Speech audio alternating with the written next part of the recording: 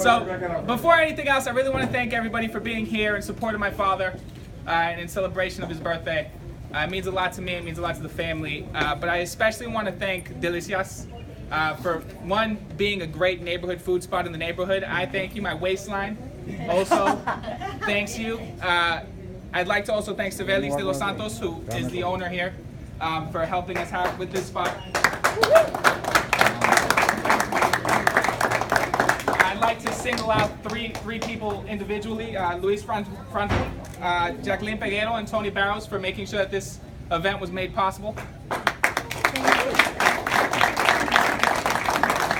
And I was told it would be my great honor to introduce the mayor, and I will do that in a second. I just want to give him public recognition for something that I know is very near and dear to my father, and that is reflected in this room, which is that the strength of Boston is really in the diversity of our neighborhoods, and the diversity of voices that we have as a whole.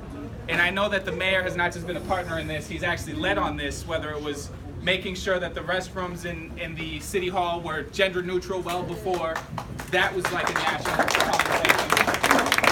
Whether it's been setting up workshops around the city for women to learn how to negotiate for better salaries to close the gender wage gap, and whether it's been being a strong partner on the president's initiative of My Brother's Keeper.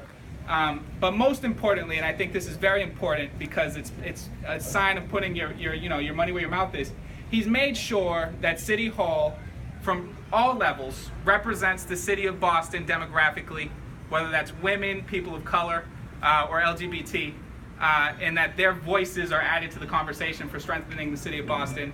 And I think that that's reflected even by his taking the time to be here today. And I appreciate him being a partner with my family, but also a partner with the city of Boston to make sure that we are the best Boston that we can possibly be. So with no further ado, our Mayor Marty Walsh. I want to start by thanking all the Arroyo family for the great things they do in our city and the contributions they do to our city every single day. And I know that Felix works for me, younger Felix works for me.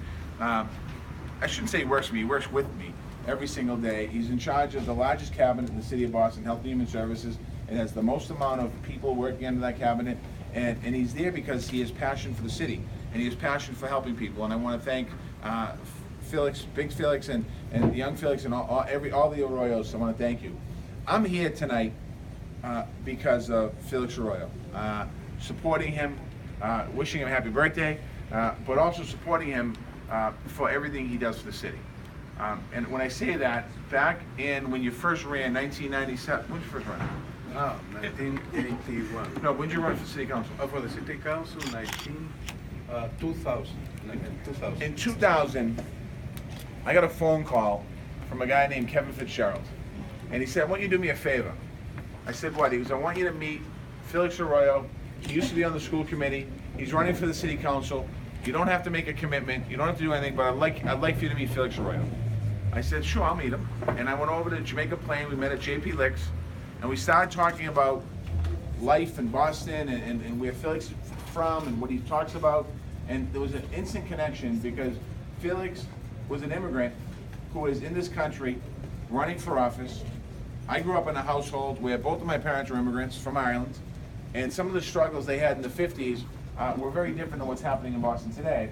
And I thought to myself, I left there, I didn't make a commitment, and I called Felix up a couple days later. I was a state rep at the time, and I said, I'll be proud to support your candidacy for the Boston City Council.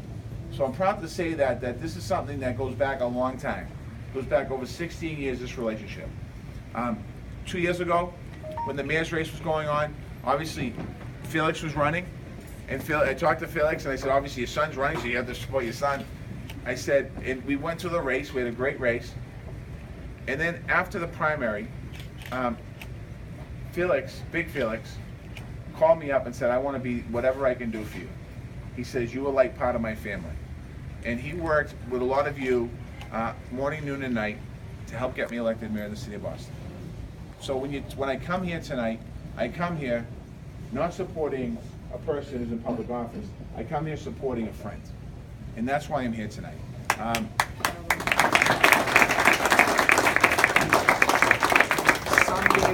when people look back at Felix Arroyo's legacy in the city of Boston, a lot of firsts, but really was a person who really laid the foundation for a lot of elected officials.